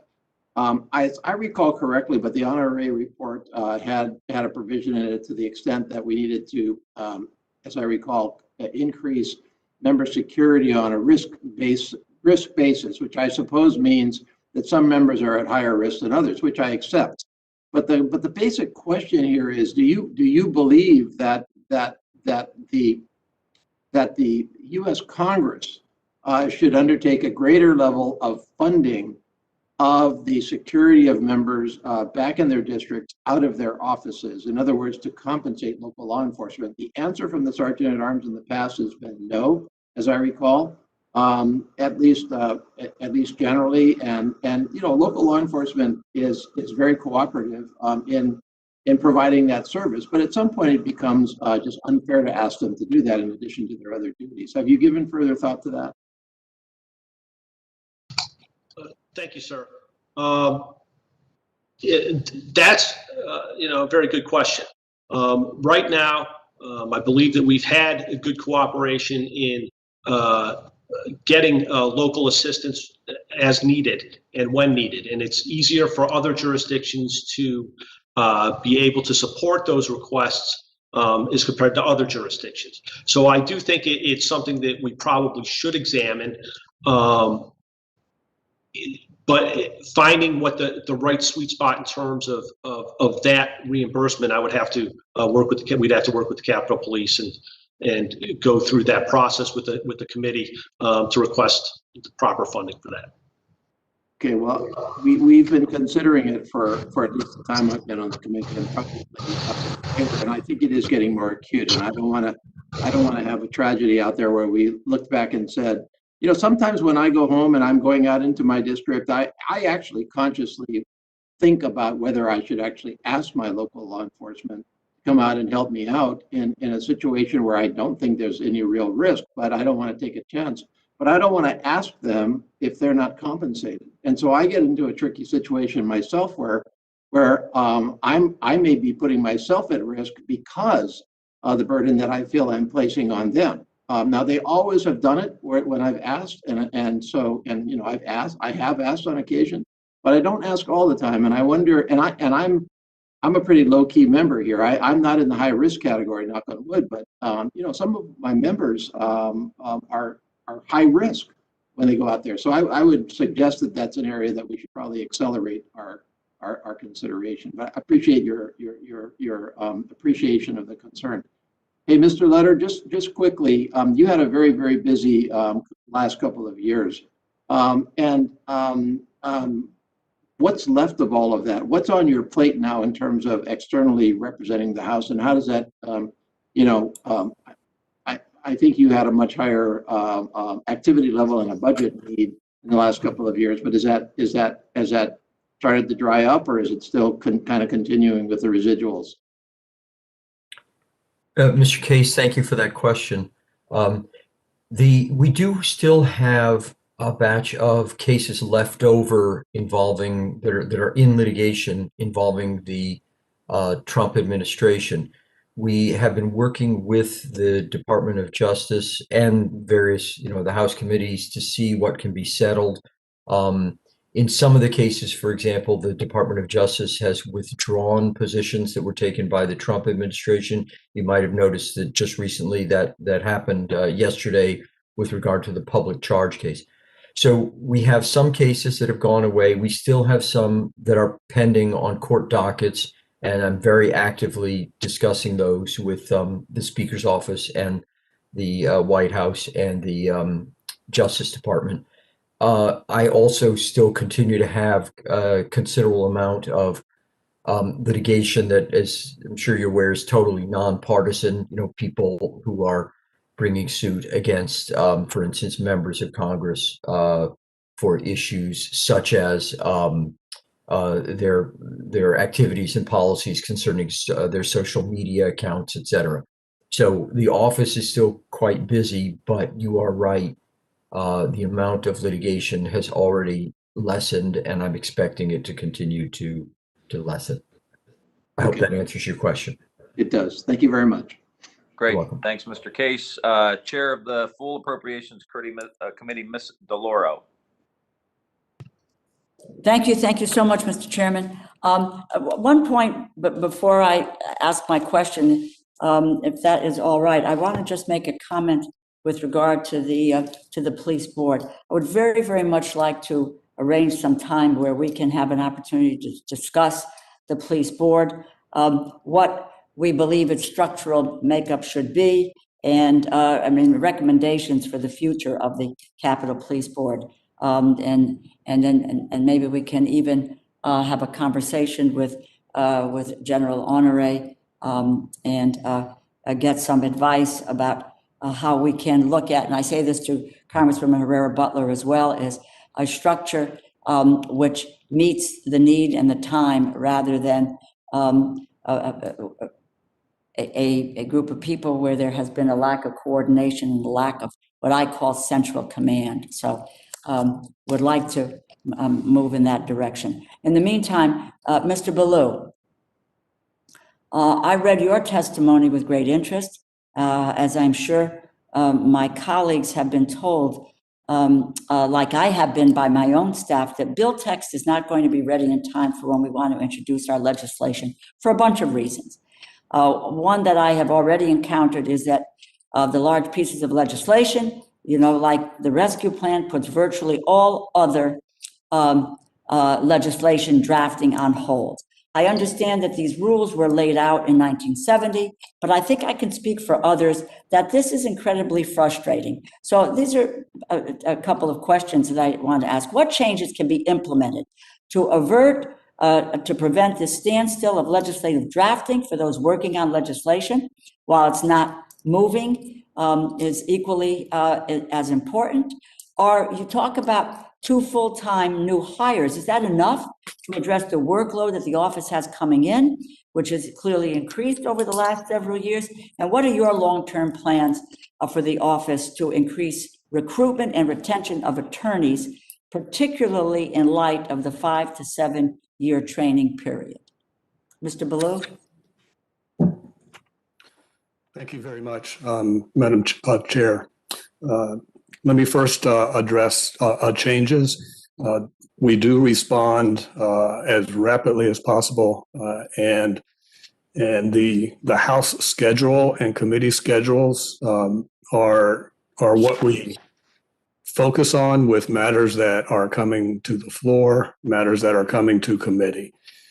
With the available staff we have, then we are not responding to the floor or the committee, then we are responding to requests for introduction for bills. So when the schedule remains packed for the floor with large bills, then that is where our resources go. Unfortunately, that means that those bills that are being prepared for introduction end up in a backlog and having to wait. So looking at matters of scheduling and coordinating may be something that will help. For numbers of staff, we currently have on staff 78 full-time employees. We are, as we speak, actually onboarding a new attorney. We hope to onboard 4 or 5 before the end of this fiscal year or at the very beginning of the next fiscal year. Our challenge over the last few years has been that we have had a number of retirements. And while we have hired a number of people for 3 years in a row, we had a net gain of 0. And our hires ended up balancing out the number of retirements.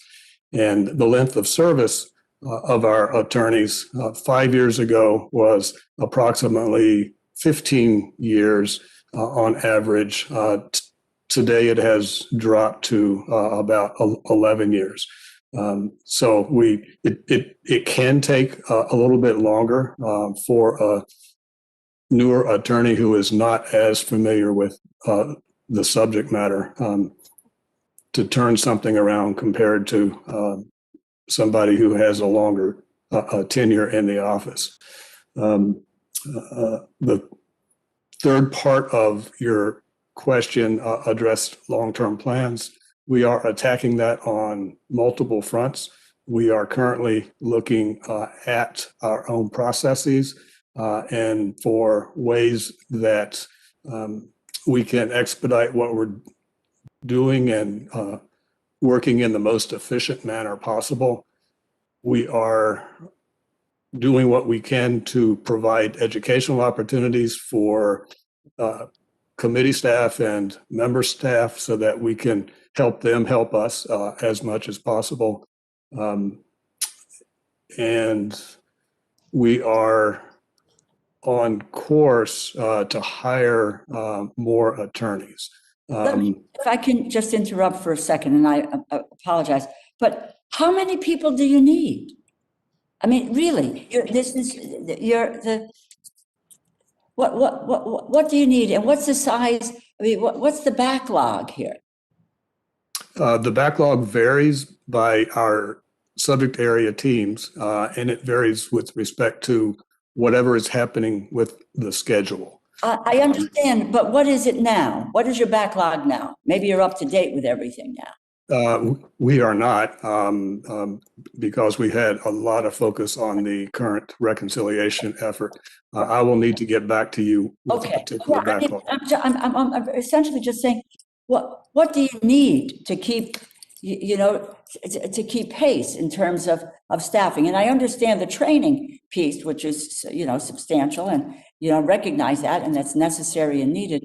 But this is something that we need to know and to understand and so forth, so that we can have we can have legislation moving. I understand you get a big piece like the rescue plan. Well, you got to throw everything else on hold, but there ought to be a way in which we can accommodate these big pieces and and other pieces of legislation that need to be moving. The process is oftentimes, I don't have to tell you, slow enough, to get all the pieces in line to get something done. And then when rather than, to continue to delay. Well, you get my point, but I wish you could get Yes, back ma'am.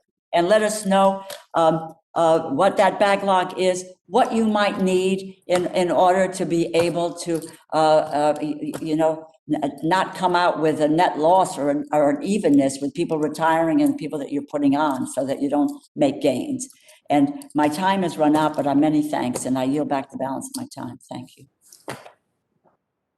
Thank you, Ms. DeLauro. Wade, I think probably all of us want to associate ourselves with the comments of the full committee chair with regard to that issue. Mr. Amade.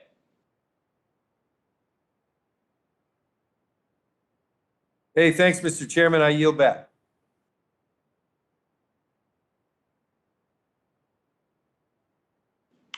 Mr. Espaillat.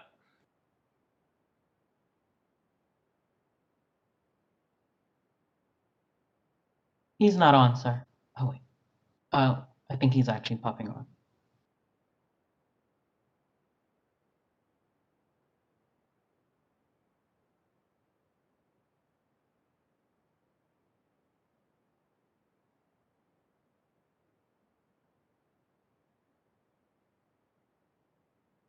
Mr. Espaillat? Mr. Newhouse? No, yes, Mr. Chairman. Okay. Yep, Mr. Espaillat, you have the floor. Thank you. Thank you so much, Mr. Chairman. General Honore, we've the general's long awaited release report gives recommendations. Many recommendations have to do with Capitol Police, but there are a number of them suggesting that will touch on all other offices. One in particular relates to the IT security and continuity of operations. Something that I previously asked about to the Library of Congress. I'm wondering if you can all speak to how the report's recommendation may impact your budget request, whether relating to data security or other aspects of the report's recommendation.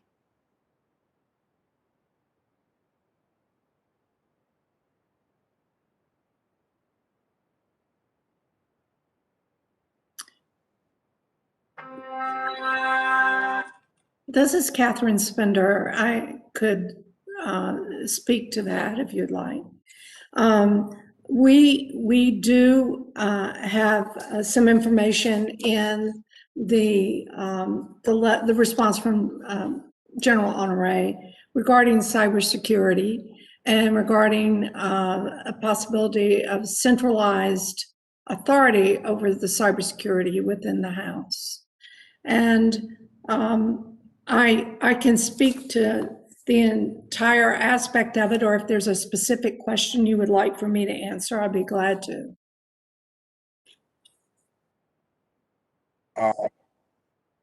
IT security could impact your operation and whether you are ready to have a secure operation regarding data security.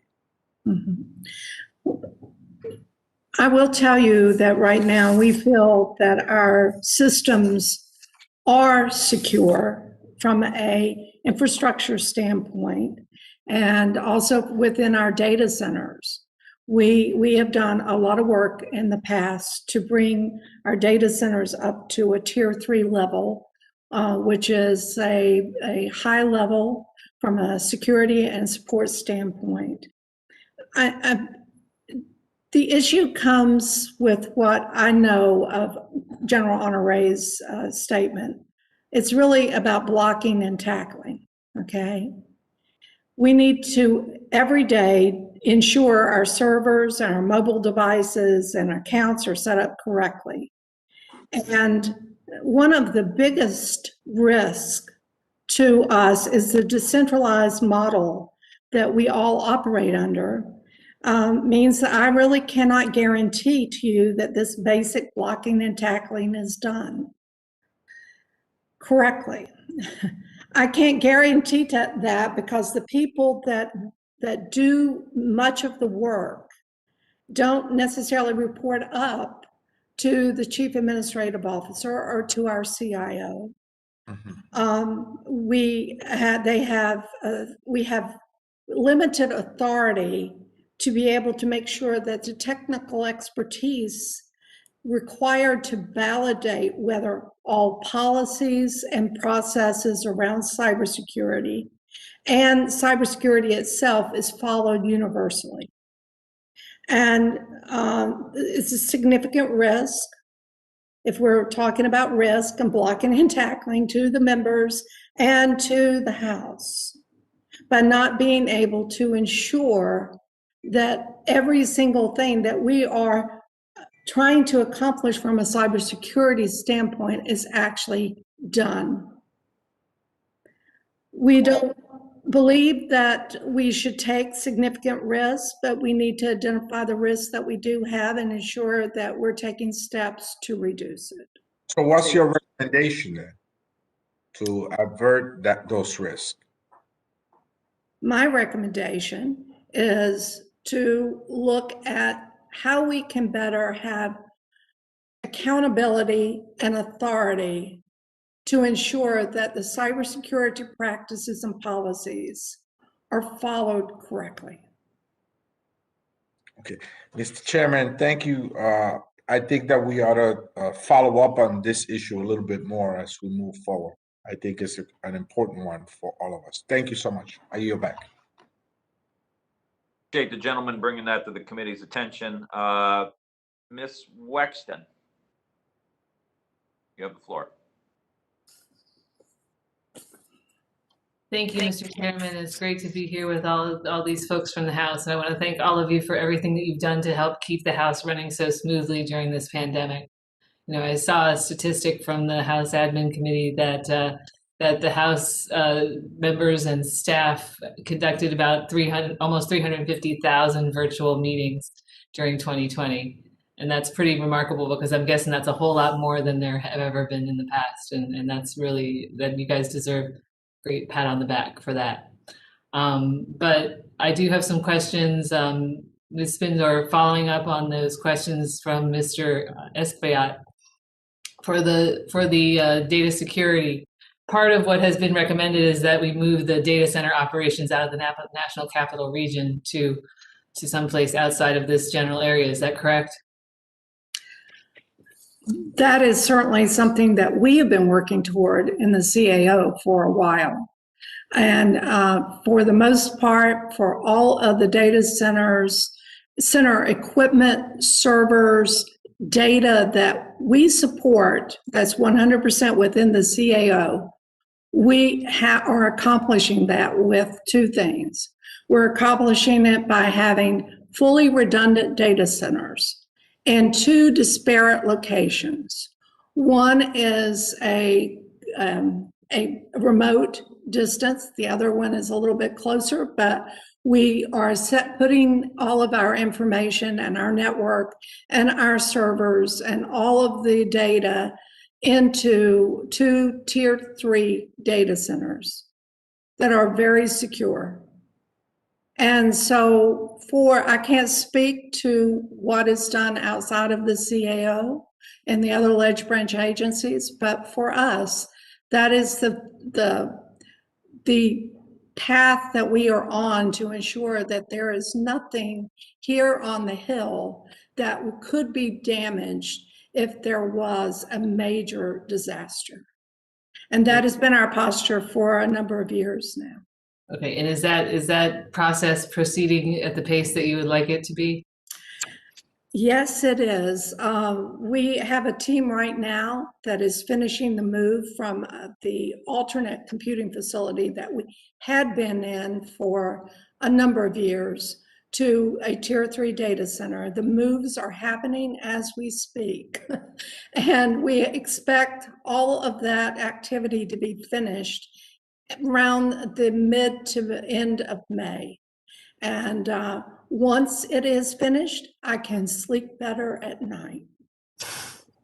Very good, thanks. Now, Mr. Blodgett, I understand that there have been some other questions about the Capitol Police Board and the decision-making authority and everything. But a question I would have for you is, does the Capitol Police Board have its own dedicated staff just for the police board? The Capitol Police Board have an executive assistant who is housed within the Capitol Police Department, as well as technically the IG reports up to the Capitol Police Board. So then who would respond to inquiries and things like that that are directed to the police board? If the GAO had inquiries about the implementation of recommendations, who would actually respond to that? Because it's my understanding that the police board has not been very responsive to the GAO. Usually that would come in to the chair of the board, any official requests. And do you know if there what's been happening with the implementation of their recommendations? And there were attempts from the House to implement some of those recommendations. As you aware, the Capitol Police Board works on consensus. There's also Senate Sergeant at Arms and the architect of the Capitol involved. Okay, but there's no centralized response system for the. If there's an official response, it would be addressed to the chair of the Capitol Police Board. It's time, which is currently the Senate Sergeant at Arms office. Got it. Now, I have had some. I apologize. Among the members of the police board, or is it just who the chair is? Repeat the question. Does who the chair is rotate among the members of the board? Like one every year, or what? It alternates between the House and Senate Sergeant at Arms. Okay. Now, I did have discussions with GAO in the past on those reports as well. That and my counterpart at the time when I was, on the Senate and the architect. So, we've had dialogues back and forth with the GAO individuals doing the review. Okay. I understand that the Office of Diversity and Inclusion is new, kind of new in within the Office of Diversity and Inclusion is fairly new, but you did this work in the House of Representatives for several years. So what are the challenges that you're currently having in ensuring that offices are aware of the ODI and use its services?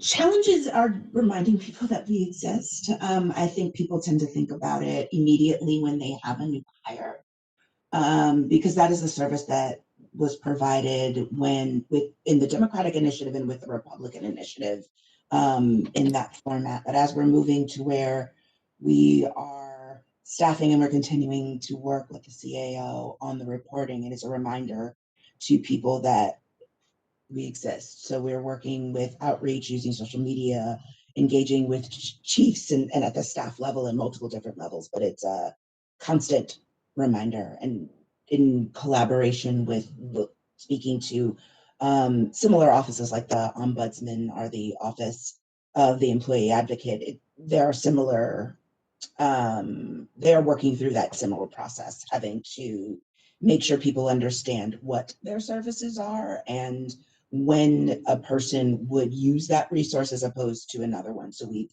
been working in concert with those other offices to think of ways that we can collaborate to make sure employees know what resources are available to them and how to utilize them. Great, thank you so much. I see that my time has expired and I'll yield back. Thank you, Ms. Wexton. So I've got a few questions here for the panel. I want to start with Ms. Hendricks. Ms. Hendricks, I appreciate your being here. This is obviously an issue, the Office of Diversity and Inclusion, and it is an issue that's been very important to this committee over the past couple of years. And I know you requested for additional full-time employees, but then also additional funds to develop and execute the compensation diversity study. This is something that we feel very, very strongly about. The barrier analysis, we feel very, very strongly about really, trying to identify what some of these barriers are. And you said that and mentioned at some point that the reports can be completed by an outside vendor or from the new team in-house. If you can just talk to us for a minute or two about this request and where are you in the process of developing these surveys? Would the 4 additional full-time employees, is this where they would be associated with this analysis that we need to happen and those kind of things? So I'd love to hear where you're at on that. Yes, up until this point, the House has always worked with an outside independent contractor who completes those services. And so when we completed the 2019 compensation and diversity study, that was an outside contractor when we did the barrier analysis in 2020.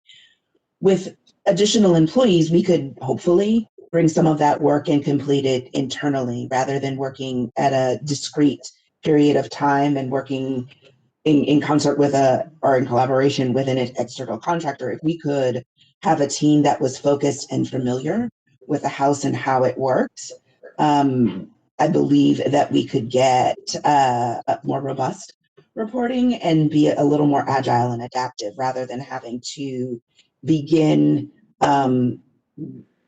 with that idea and then extend the RFPs and have people compete for going through all of those processes when we have to compete the process and then finding the initial contract. I think we could tailor our process and procedures to the House, because even as we're bringing in these outside workers, they're familiar with the federal government or they're familiar with the private sector, which is very different and unique, and how our employees are employed are unique.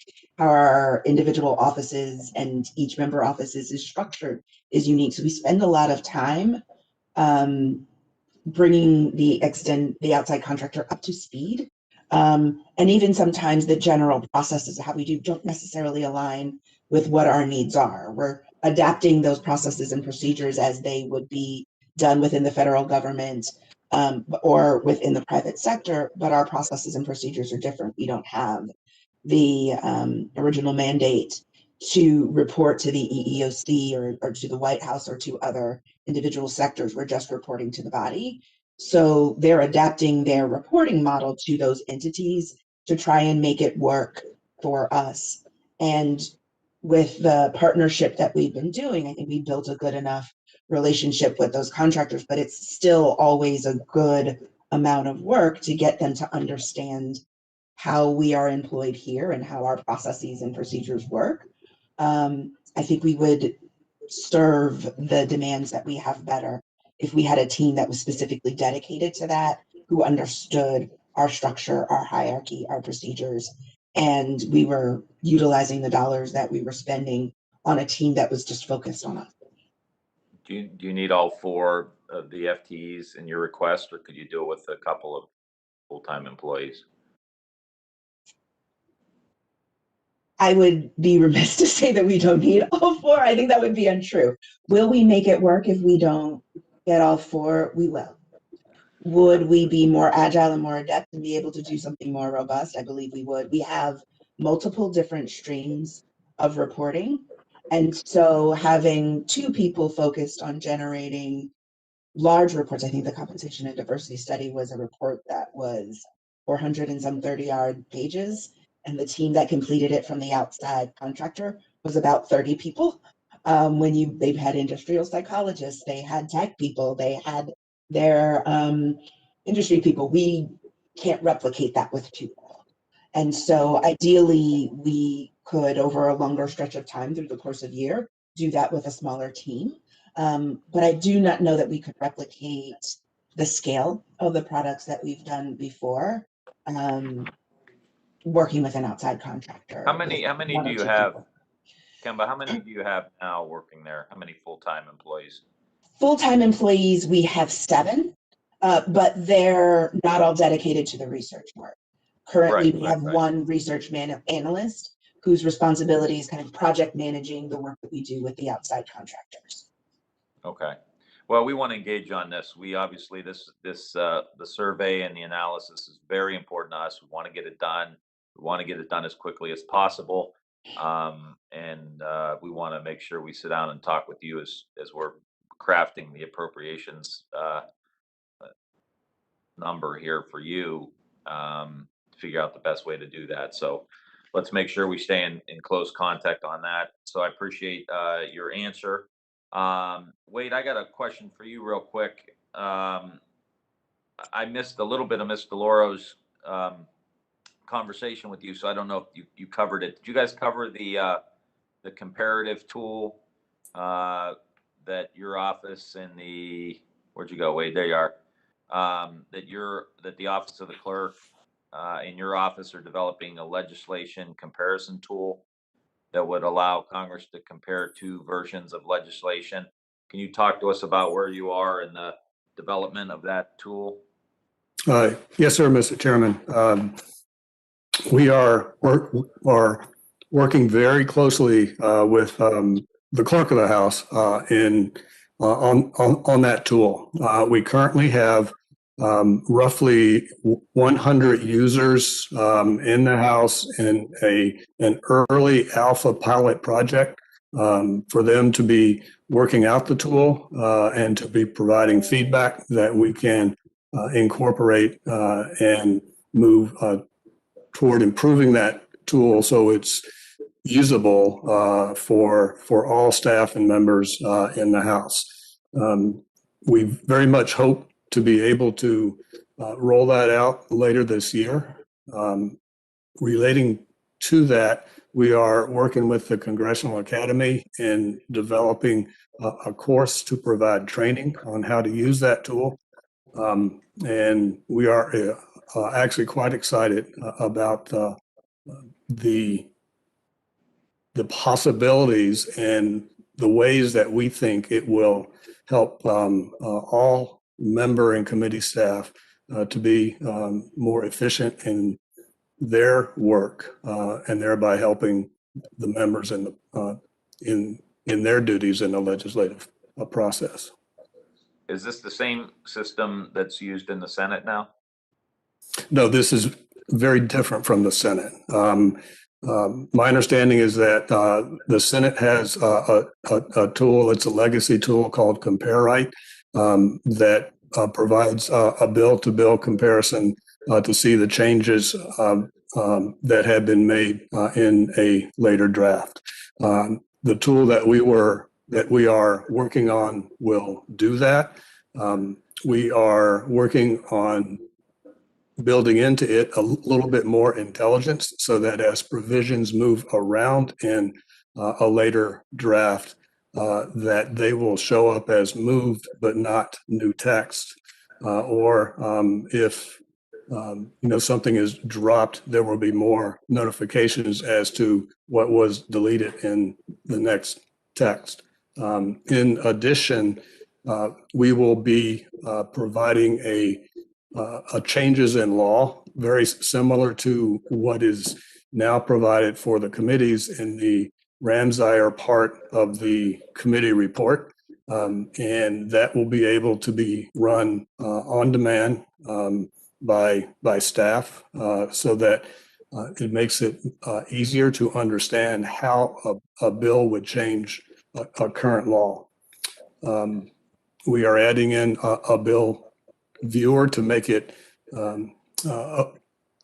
easier for staff to analyze a bill and to begin to work through a bill smartly, looking for items of particular interest such as the definitions or dollar amounts, effective dates. I appreciate it. Well, that's that could be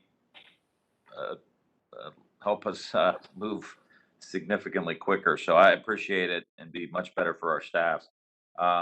Thanks. I got one final thing for you, Tim. One of the conversations we're having that comes out of the Honore report, and that I've had several of these conversations with Chairwoman DeLauro and Speaker Pelosi and others around the decision making. And I know we touched upon it a little bit with the Capitol Police Board, but I would love to have your opinion on, given the dynamic sometimes between the House Sergeant at Arms and the Senate Sergeant at Arms, and then throwing in the Capitol Police and all that, what's your opinion on developing some kind of system where there's maybe one decision maker in that's in charge, which is always important, but especially important in times of grave danger, times of emergency?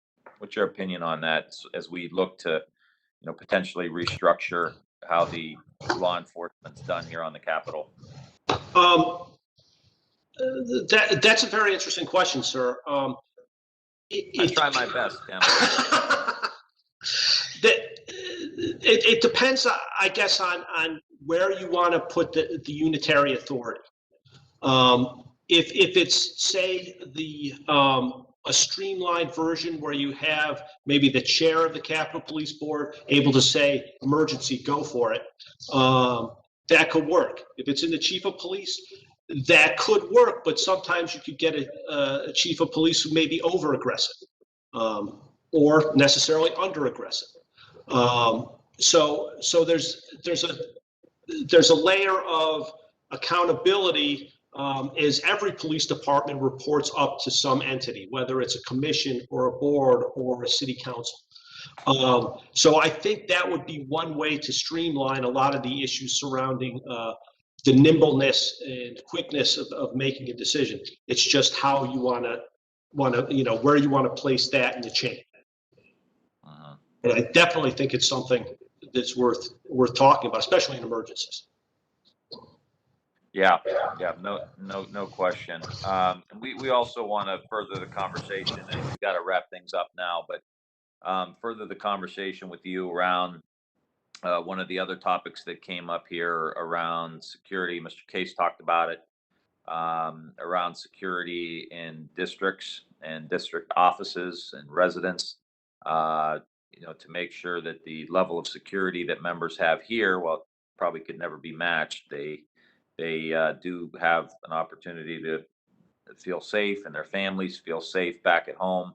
That's something that's very important to us here, given what a lot of members have been through and are continuing to still go through, and having the resources available there for details if needed, but certainly the upgrades that are going to be needed back in their home district. So we want to continue to work with you on that. And I want to thank you, Tim, too. I mean, you've been terrific. You've been transparent. You've been open. You've been really a partner through all of this. So I want to personally say thanks to you, because it's been, such a tough go here, and Catherine, to you as well. You guys have been really terrific, and we appreciate everything that you've done. I want to thank everybody here. Ms. Johnson, I still want to hear about your stress reduction sessions that you're having, and in this trying time, I think me and Ms. Herrera Butler may want to come join a couple of them to sit and get a little quiet time with you. But thank you, everyone, for an amazing and difficult year. And we're going to look at this budget very, very closely. As you know, there's so many different moving parts here this year. It's always tough decisions for us to make, but especially this year. So I want to just say thanks for all of your service, and we will see you again very, very soon, and we'll be sure we're in contact. And with that, this hearing is adjourned.